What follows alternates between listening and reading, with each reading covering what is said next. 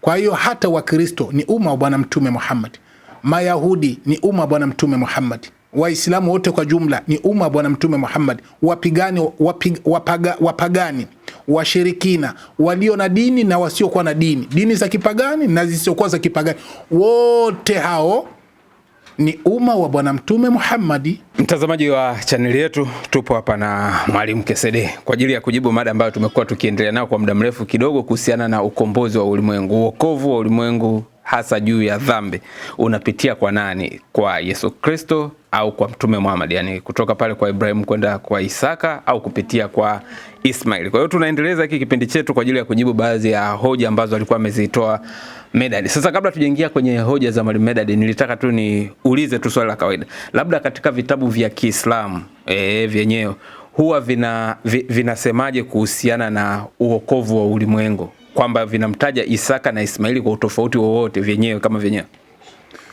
Naam, salamu alaykum wa rahmatullahi wa barakatuh. Na ndugu zetu katika Adam wa Kristo, tunawatakia amani ya Mwenyezi Mungu iwe kwenu. Nashukuru sana ndugu yangu Bwana Simulizi. Leo tena tumepata bahati ya kukutana kama kawaida tunavyokuwa tunakutana, ili tuweze kuzungumza maalumati za kuweza kusaidia upande wote, kwa upande wa Uislamu na kwa upande wa Kristo. Sawa. Na mara kwa mara na kuaga nikiongea kwamba sisi tunapokuwa tunaongea tunajibiwa na ndugu zetu, si uadui, na wanapongea sisi tunajibu, si uadui. Ni katika namna ya mtu kuweza kusimamisha imani yake na kuthibitisha imani yake na kuonesha uhakika wa imani yake, ili kila mmoja apate kujua imani aliyokuwa nayo ni imani ambayo iko sahihi. Kwa hiyo si mambo ya mvutano wala si mambo ya uadui. Watu wasikilizaji wetu waweze kulielewa hilo. Sawa. Kulingana na swali lako ndugu yangu Simulizi, kwamba Qur'ani au katika upande wa Kiislamu inazungumzaje kuhusikana na mambo ya uokovu wa ulimwengu. Kwa mujibu wa Uislamu, kabla hatujaenda kufuatilia mambo aliyozungumza Medadi, kwa sababu kuna kile nilichozungumza mimi kwa ajili ya kuweza kumsaidia bwana Medadi. Nilikuwa nimefanya kipindi alafu Medadi akajibu baadhi ya mambo kuonesha kama mimi nilikosea, sikukuwa na uelewa katika maandiko nilizotumia. Kwa hiyo nimeshamsikiliza. Sasa mimi nataka nipige msumari katika kile nilichokiongea kwamba kiko sahihi. Yeye ndo hajakuwa na uwezo ya kuweza kunikosoa. Sijakosea mimi katika kile nilichokiongelea katika kumkosoa. Lakini kabla tujaingia hiko, acha nijibu kwanza swali lako dakika moja, alafu tuingie hapa katika kufuatilia kila alichokiongea ndugu yangu bwana Medadi. Uislamu kuhusikana na uokovu ya walimwengu wote, Uislamu imeongelea wazi kabisa. Tunapokuwa tunasoma Qur'an, inasema katika sura ya 13, tusome Qur'an uanzie 14 surati Ibrahim. Uanzie pale kusita nafikiria. 6. Sawa. Qur'ani 14:6 inasema, na Musa alipowaambia watu wake, kumbukeni neema ya Mwenyezi Mungu aliyokujalieni pale alipokuokoeni kutokana na watu wa Firauni waliokupeni adhabu mbaya kabisa, wakiwachinja wanenu wanaume na wakiwacha hai wanawake, na katika hayo ulikuwa mtihani mkubwa unaotoka kwa Mola wenu mlezi. Rukia 4. Mstari wa 4 inasema, na hatukumtuma mtume ila kwa ulimi wa kaumu yake, ili apate kuwabainishia, basi Mwenyezi Mungu humwacha akapotea mtakaye na akamwongoa mtakaye, naye ni mtukufu, mwenye nguvu na mwenye hikma. Hiyo ndio Qur'ani, kwamba kila mtume alitumwa kwa kaumu yake, maana alitumwa kwa watu mahsus. Kila mtume kabla ya Mtume Muhammad alitumwa kwa watu mahsus. Tusomee na Qur'ani vile vile. 23:44. 23. Sawa. 23:44 anasema, Qur'ani 23:44 anasema, kisha tukawatuma mitume wetu mmoja baada ya mmoja. Kila umma ulipowafikia mtume wao walimkanusha. Tukawafuatanisha hawa baada ya hawa, na tukawafanya ni hadithi ya kusimuliwa, wakapotelea mbali watu wasioamini. Unaona bana? Aya hiyo bado inatia msisitizo kwamba kila nabii anapokuja anakuja kwa watu wake mahsus, lakini huyo nabii anapofika kwa watu wake wanamkanusha.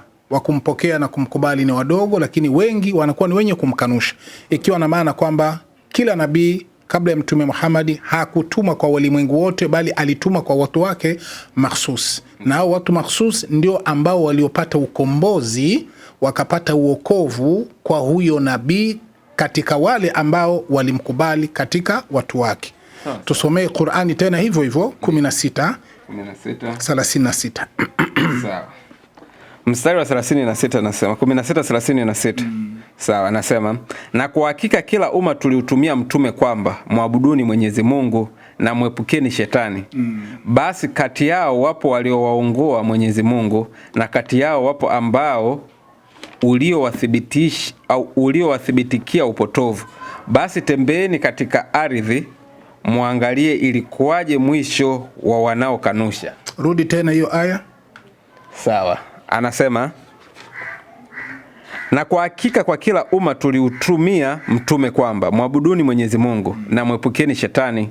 Basi kati yao wapo aliowaongoa Mwenyezi Mungu, na kati yao wapo ambao uliowathibitikia upotovu.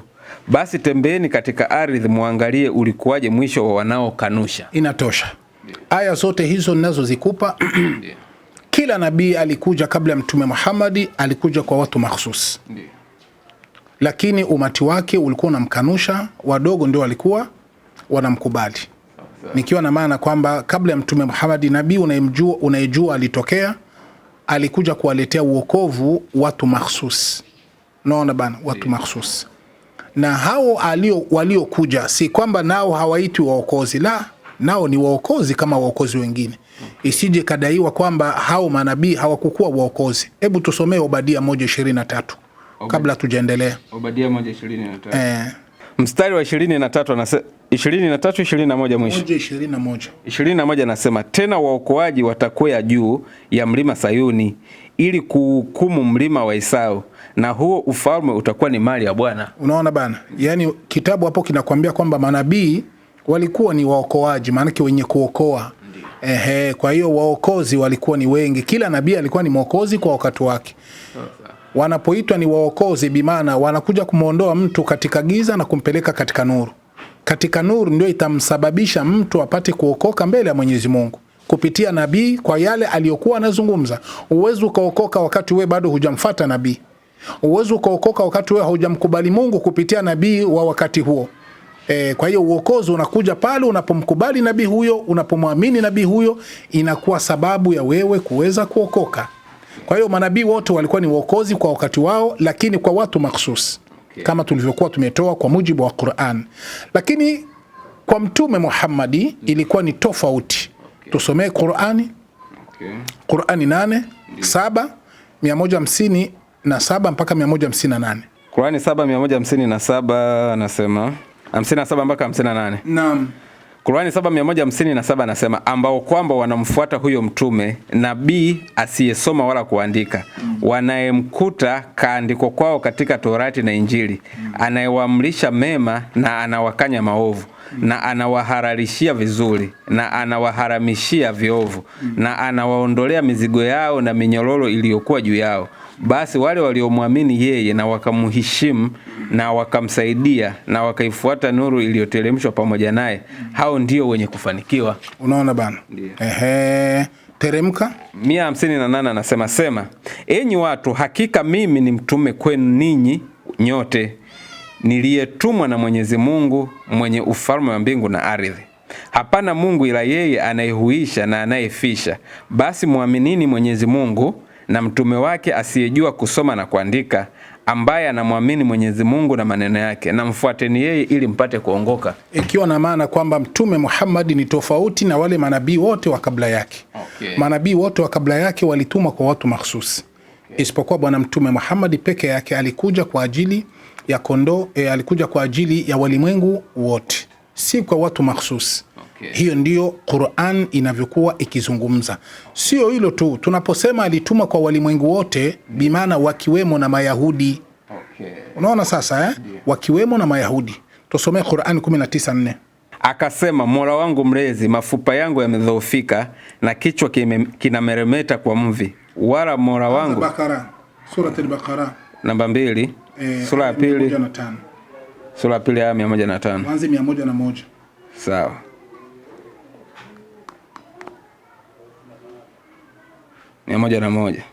Sawa, anasema, na alipowajia mtume kutoka kwa Mwenyezi Mungu mwenye kuthibitisha yale walionayo, kundi moja miongoni mwa wale waliopewa kitabu lilitupa kitabu cha Mwenyezi Mungu hicho nyuma ya migongo yao kama kwamba hawajui. Unaona sasa bana, kwa hiyo inakuwa na maana kwamba hata wale wa kabla waliopokea kitabu kabla ya Mtume Muhammad, walioteremshiwa kitabu kabla ya Mtume Muhammad, yani Mayahudi, unaona bana, na Manaswara, mtume alikuja kwa ajili yao.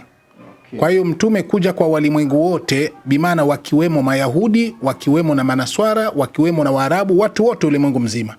Kwa hiyo mtume amekuja kwa ajili yao. Sasa swali tutakuja kujiuliza, je, kuja kwa mtume kwa ajili ya watu wote, kwa sababu tunapata manabii wote kabla ya Mtume Muhammad walituma kwa watu mahsus na wao walikuwa ni waokozi. Sasa mtume kweli tunapata alikuja kwa watu wote. Je, na yeye alikuwa kwa malengo ya kuwaokoa? 8:24 Qur'an 28 anasema, 8:28 anasema, enyi mlioamini muitikieni Mwenyezi Mungu na mtume anapokuitieni jambo la kukupeni uzima wa milele, na jueni kuwa Mwenyezi Mungu huingia kati ya mtu na moyo wake, na kwamba hakika kwake yeye tu mtakusanywa. Unaona sasa bana, kwa hiyo mtume kuja kwake amekuja kutuletea na kutuitia mambo ya uzima wa milele. Uzima wa milele maana yake uokovu. Sawa kaka Kiufupi ni kwamba bwana Mtume Muhammadi yeye alikuwa ni mwokozi kwa ajili ya walimwengu wote. Na anapoitwa ni mwokozi, bimaana ni kumfuata kwa kile alichokiongea na kutekeleza kile alichokiamrisha na kuacha kile alichokikataza, kwa sababu ndivyo alivyotuma na Mwenyezi Mungu. Sheria hiyo na maneno yake na utume wake ni kwa ajili ya kila mtu. Kwa hiyo hata Wakristo ni umma wa bwana Mtume Muhammad, Mayahudi ni umma wa bwana Mtume Muhammad, Waislamu wote kwa jumla ni umma wa bwana Mtume Muhammad, wapagani, washirikina, walio na dini na wasiokuwa na dini, dini za kipagani na zisizokuwa za kipagani, wote hao ni umma wa bwana Mtume Muhammad. Unaona bana, kwa hiyo Mtume Muhammad ni mwokozi. Kwa hiyo 8:24 kwamba anakuja kutuitia mambo ya kuwaletea uzima wa milele, maana ya kuwaletea uokovu, nikiwa na maana kwamba Mtume Muhammad ni mwokozi. Sio hilo tu, kuna aya nyingine inasema wama arsalnaka illa rahmatan lil alamin, ni katika Qur'ani 21:107. Soma hiyo aya 21:107. Qur'ani 21:107. Qur'ani 21:107. Sawa, 107 anasema, nasi hatukukutuma ili uwe ni rehema kwa walimwengu wote. Unaona bana? Nasi hatukukutuma we Muhammad, ila tunakutuma uwe ni rehema kwa walimwengu wote. Neno rehema kwa lugha nyingine manake ni mwokozi. Zaburi 85:7. Zaburi 85. Neno rehema kwa maana nyingine ni uokovu. Sawa. 85:7. Mstari wa 7 anasema, Bwana utuoneshe rehema zako, utupe wokovu wako. Unaona sasa kaka Bwana utuoneshe rehema yako, utupe uokovu. Manake rehema kwa lugha nyingine ni uokovu. Hupati uokovu wakati hujarehemewa na Mungu. Kwa hiyo rehema inapokuwepo na ndio uokovu inapokuwepo. Kwa hiyo Mungu anasema wama arsalnaka illa rahmatan lil alamin, hatukukutuma we Muhammad ila uwe rehema kwa walimwengu wote, manake uwe mwokozi kwa walimwengu wote. Kwa hiyo kuhusikana na uokovu katika Uislamu wa walimwengu wote, hiyo ni kifupi katika mambo 20 na kupa kama 1 au 2 kutokana na swali ambalo uliniuliza. Sawa, lakini hapo wakati tunaanza ule mstari wa kwanza ulionipa katika Qur'ani inaonyesha kwamba tulimtuma kila mtume kwa urimi wa kaumu yake. Wakati huo hata Mtume Muhammad naye naona kaumu yake ni Waarabu na yeye ametumwa kwa ulimi wa Kiarabu, yani maana yake kwa lugha anayoongea ni Kiarabu. Sasa inakuwaje iwe kwa ulimwengu wote wakati naye ametumwa vile vile? Aliyetumwa kwa Wayahudi alienda kwa lugha ya Kiyahudi, aliyetumwa kwa Waarabu naye kaenda kwa lugha ya Kiarabu. Inakuwaje sasa yeye awe wa ulimwengu wote? Tofautisha lugha na tofautisha umma. Okay. Sawa? Ndiyo. Tofautisha lugha na umma au na kaumu. Okay. Kwa sababu unaposikia kwa lugha ya watu wake bimana atazungumza lugha ile ile ya watu wake wanapozungumza. Okay. Lakini utume wake, mission yake ni kwa walimwengu wote, lakini kwa lugha ya wale watu wake. Bimana kwa lugha ya kabila yake. Okay. Kama vile Mtume Muhammad ni Mwarabu. Okay. Amekuja kwa lugha ya kabila yake ya Kiarabu, lakini mission yake ni kwa walimwengu wote. Okay. Sijui kama hapo umenielewa Kiswahili. Hapo nimekuelewa. Sasa nataka nirudi hasa kwenye msingi wa swali langu nilikuwa nimeuliza mwanzo. Labda nirudie sasa hivi nibadilishe kidogo. Je, Mtume Muhammad naye alikuwa ni ahadi? Yaani kwamba alikuwa anasubiriwa, kwamba watu walikuwa wanategemea kwamba kuna mtume atakuja na anaitwa Mtume Muhammad, au walikuwa wanategemea kwamba kuna mtume mwingine atakuja? Kwamba nilichokuwa natolea kule kwa mfano kwamba uokovu wa ulimwengu unapitia kwa Isaka au kwa Ismaili. Je, vitabu vya Kiislamu vimefafanua lolote kwamba labda wanajua kuhusiana na Ibrahimu baadaye atakuja kumleta mtu ambaye kupitia Ismaili kupitia Isaka atakuwa mwokozi wa Waisraeli, kupitia Ismaili atakuwa mwokozi wa ulimwengu, kwamba naye alikuwa anasubiriwa? Au katika sehemu ambazo zinaandika vitabu vya Kiislamu kuna utabiri wote ambao unahusu kwamba kuna mtume anakuja? Utabiri ni mwingi sana. Okay. Hebu tusomee kwanza 2:40-41 Qur'an. 2:40-41 Qur'an. Soma hiyo aya alafu utatupa tafsiri. Mstari wa 40 anasema, enyi kizazi cha Israeli. Enyi kizazi cha Israeli, Nabii Yakobo, yani Mayahudi, zikumbukeni neema zangu nilizokuneemesheni, na tekelezeni ahadi yangu ya kuwa akija mtume mtamfuata. Nitatekeleza ahadi yenu ya kukupeni pepo, na niogopeni mimi tu. Na aminini niliyoyateremsha, ambayo yanasadikisha yaliyo pamoja nanyi, wala msiwe wa kwanza kuyakataa, wala msiyauze maneno yangu kwa ajili ya thamani ndogo tu ya kiulimwengu, na niogopeni mimi tu. Unaona sasa hapo bwana? Hapo Mwenyezi Mungu kupitia bwana Mtume Muhammad anawaelekea Mayahudi. Okay. Aminini nyinyi Mayahudi maneno yangu kama nilivyokuwa nimeahidi kwa manabii wenu kwamba atawajieni mtume tofauti na nyinyi na kizazi cha Yakobo.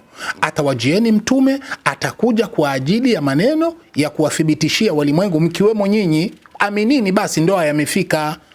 Naomba nirudie tena enyi kizazi cha Israeli, Nabii Yakobo, yani enyi Mayahudi, zikumbukeni neema zangu nilizokuneemesheni, na tekelezeni ahadi yangu ya kuwa akija mtume mtamfuata. Unasikia ahadi? Okay. Nitatekeleza ahadi yenu ya kukupeni pepo, na niogopeni mimi tu. Na aminini niliyoyateremsha, ambayo yanasadikisha yaliyo pamoja nanyi, wala msio wa kwanza kuyakataa, wala msiyauze maneno yangu kwa ajili ya thamani ndogo tu ya kiulimwengu, na niogopeni mimi tu. Wala msichanganye haki na batili, na mkaficha haki na hali mnajua. Unaona bana, ahadi manake agano. Okay. Sawa? Mungu hapo anawaambia ni wana wa Israeli. Okay. Watoto wa Yakobo. Okay. Kumbukeni agano langu nililoahidiana kwa kuahidia nyinyi, kama kuna nabii atakayetokea. Huyo nabii atakayetokea atakuwa ni kinyume na Waisraeli, kinyume na kizazi cha Yakobo. Atakapokuja mumuamini. Na mimi nitatekeleza agano lenu la kuwatekelezea kuwaingiza peponi. Unaona sasa bana? Sasa soma ufafanuzi wake chini. Anasema ahadi waliopewa Mayahudi katika Torati ni ya kuwa Mwenyezi Mungu atawaletea nabii amtie maneno yake katika kinywa chake, na awaambie kila alilomuhusia. Na Mwenyezi Mungu akamleta Mtume Muhammad, akawaambia kwa ulimi wake aliotumwa na Mwenyezi Mungu. Hili linathibitisha yale aliyosema katika Torati, kwa sababu hakuja nabii mwingine aliyekuwa na sifa hizo zilizomo katika Torati kama Nabii Muhammad. Na angekuwa muongo angeuliwa, kama ilivyosema katika Marejezo 18:22, kwa kutaka utukufu wa ulimwengu Mayahudi walizikataa dalili hizo, wakazibadilisha kwa thamani ndogo, wakaficha haki. Unaona sasa bana, bimaana Mayahudi kuna vitu walivyoficha kwenye maalumati zao, kwenye vitabu vyao, ili huyu mtume asijulikani kama ni Muhammad. Wakakuwa wanatengeneza sehemu ya jina, wanatia jina wanayotaka wao, ili isije kathibitika kabisa kwamba huyu mtume aliyetabiriwa kwenye vitabu vyao ndo huyu, lakini ni Muhammad alikuwa ametabiriwa. Soma 44 pale. Ufafanuzi 44 mstari. Aya ya 44. Aya 44 anasema, nasimamisheni Sara enyi Mayahudi, na toeni zaka, na inameni pamoja na wanaoinama, yani kuweni Waislamu. Unaona sasa bana, Mayahudi walikuwa wanapinga, lakini sasa Mungu anawasisitizia, acheni kupinga, mtaendelea kupinga mpaka lini? Kwa hiyo endeleeni kusimamisha sala, msimamishe ibada, muwe wanyenyekevu mbele yangu mimi. Sasa sikiliza ufafanuzi wake ya 44. Baadhi ya wanavyuoni wa Kiyahudi wakisilimu jamaa zao wakapata habari, huwaendea kwa siri wakawaambia, dini hii mlioifuata aliyokuja nayo Nabii Muhammad ni ya haki. Shikamaneni nayo, lakini sisi hatuwezi kukosa ukubwa wetu. Ndio Mwenyezi Mungu anawasimanga kwa aya hii. Unaona sasa bana, Mayahudi walijua kama kutakuja mtume Muhammad, aitoe mtume Muhammad, walijua katika vitabu vyao. Kuna baadhi yao wenye elimu walikuwa wakislimu, na kuna baadhi yao walikuwa wamekataa kwa ajili ya kuchunga ukubwa wao. Kiufupi ndio hivyo. Sasa tukirejea kule katika yale niliyokuwa nimezungumza katika kipindi tulichokifanya siku zilizopita, nimepata kwenye jana, nimepata Medadi anakanusha baadhi ya mambo. Lakini